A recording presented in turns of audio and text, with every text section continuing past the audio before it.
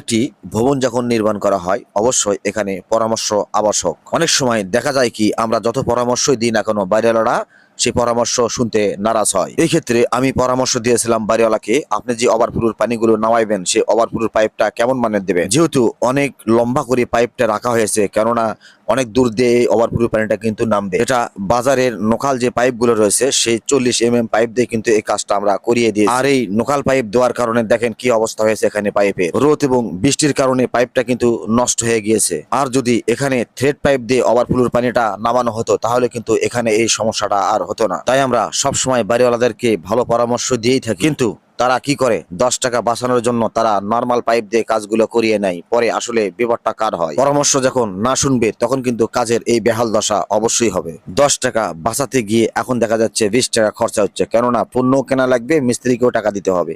সেই ক্ষেত্রে আমি বরাবর বলে থাকি অবশ্যই মিস্ত্রিগুলো যে পরামর্শ দেবে এই পরামর্শ সাপেক্ষেই কাজগুলো করার চেষ্টা করবেন ইনশাআল্লাহ।